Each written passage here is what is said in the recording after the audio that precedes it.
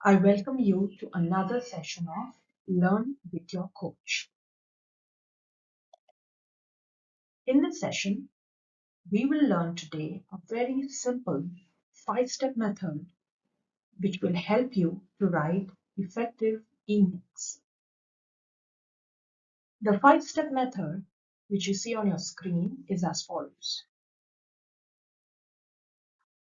It begins with a recipient and it ends with a signature. Let's get on to the session. Step 1, recipient. Now, friends, email is something that we all write on a daily basis. And this particular session is specifically for those who may struggle to write effective emails or perhaps are new to these techniques. In step 1, while you're writing an email, understand that there are very three key points that you need to remember. First being, who is the receiver, the person who you are writing an email to? What's the intention?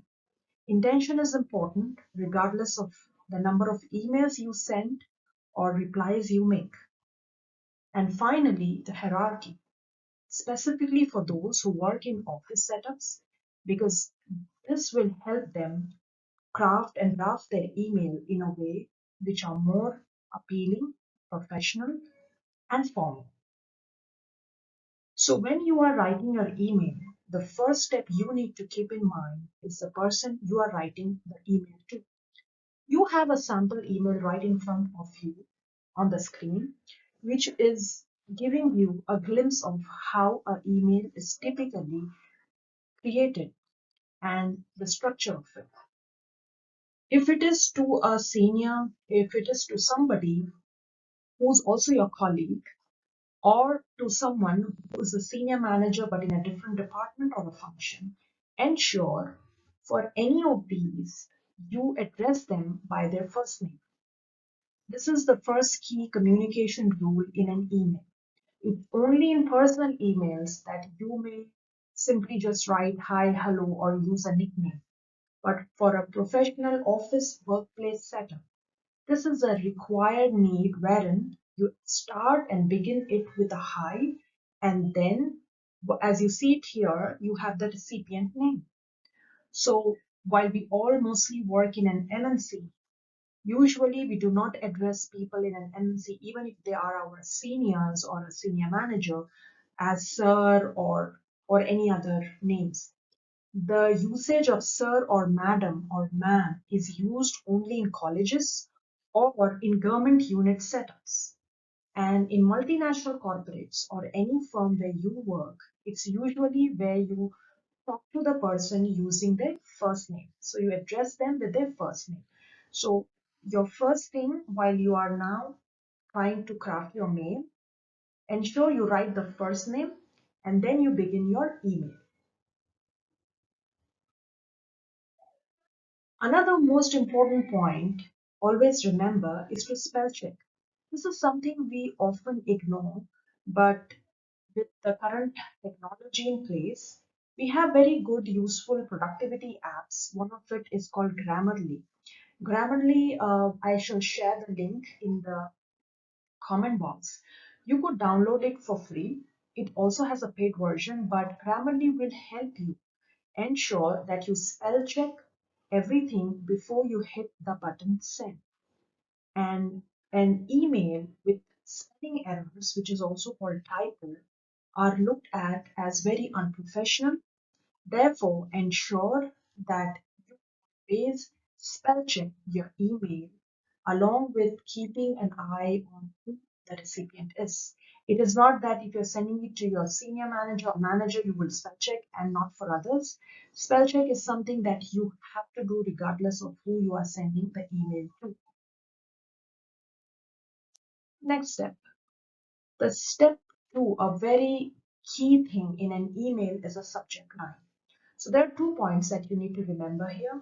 One, you never send any email without a subject line. So if you see the above example of an email wherein there is no subject, also Keep this point in mind that most of the softwares that we use for sending or receiving emails usually identify emails without the subject line as a spam. So sometimes when you find that a mail that you are supposed to receive, you don't see that in your inbox, it must be in the junk folder or in the spam folder. The very reason for that it is because it has no subject line. Often spam mails, phishing mails are such, which are sent by spam entries and therefore are an indication that they are not supposed to be read or addressed to. So never send any email in your office workspace or any other time without a subject line. The second example that you see on your screen is never to use capital letters while you're sending an email, because a usage of capital letters, everything in caps. You see it in this example, escalating project scope. This is not a title, it's just a subject line. So ensure you should never use this in all capital letters. It has to be written properly the way the other mail is written. A usage of capital letters is an indication of being rude and improper communication skills. Similarly, never bold. Like I have done this in the second sample example just to bring you to this, that certain emails, when we try to bold a particular statement, in this I have actually not I've actually added a capital letter wherein kind intervention is needed in between a statement, and also have bold this. This is also a sign of very poor communication skills, because bolding a statement is like I'm trying to emphasize on it. I'm forcing the person to read through it, which is not a good manner to do so. You are actually expressing your anger in it. Therefore, you should never ever bold in between the sentences. Also, never use capital letters. And again, I would repeat, use the Grammarly app. It is free of cost. It has a paid version, but that's for somebody who's into copywriting. But for people like you and me, you can use Grammarly, which will help you not just spell check, but at the same time can help you understand where you need to put a comma, a semicolon, or a space in between and close the statement with a full stop. So we may have forgotten grammar, English grammar, punctuation marks, and stuff like that way back in our college, but in the workspace, if we want to present ourselves as professionals, our communication skills matter, and in that it also includes our writing skills, which is where we come from emails. So keep this points in mind. The step 3 for writing an effective email is your main content. Now, this one is a little tricky. Sometimes we may have to explain long issues, which would require a lot of detail to be shared. But regardless of whatever the issue is, whether you're replying or writing it to the person for the first time, ensure that you put your concept, your thoughts in points. See, in this particular example, I have put the following points in bold. It is only just to highlight it here, not to emphasize, but just to highlight it here. Otherwise, never use this bold factor. The idea here is that when you are explaining an issue to your supervisor or to your colleague or to anyone else in your workspace, when you write an email, since most of us are not authors, we are not wordsmiths where we could simply just go on writing some real nice paras. It is better that we use points. Use bullet points, use 1, 2, 3 points, or whatever you feel convenient. Use points and try to explain the entire issue or whatever you are trying to convey through points. This makes your email look not just clear, precise, but also easy to understand exactly what is it that you're trying to convey. And then close it with whatever call to action that you want to share, with a closing thank you and your signature. Step 4 and 5 in an effective email technique is to always have a closure and a signature.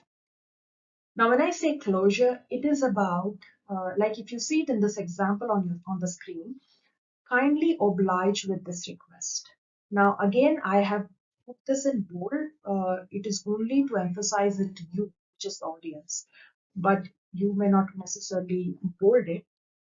What I'm trying to help you understand here is that this particular call to action is where you are trying to let the recipient, whoever you've written the mail to, you're just asking them whether to do something, or you would tell them that what you are going to do, which you would see in the next example. In the first example, you see that you are asking your boss to oblige with your request of leave, which means it is a call to action, but here the boss is supposed to take the action. And in the another example, here you are requesting your boss for a kind intervention so that you could stop this issue from getting escalated, which means you are requesting your boss to intervene and look into the issue more in detail. So, both ways it is correct. Call to action means sometimes we may do certain things, like you may say, okay, I would send you something or an attached document, or you ask the person to do something about it, which you're seeing it in both the cases. So this is called a closure. Ensure if you want to write an effective email, you always have a closure to it. Simply writing an email with no closure sometimes can leave people a little confused as to they do not know what they're supposed to do with that email after reading it. So you have a closure. Finally, the signature. So while you see it here, thanking you in anticipation and then your name, which this is a personal one, while here it is thank you and then the sender's name. You could use warm regards, best regards, or thank you, or thanking you in anticipation. This is just before the signature. This is also part of closure. This makes an email look formal. Any email, if you send specifically in your workspace without a proper closure, might look like a very unprofessional approach. So ensure that you have a closure and also a signature to your email.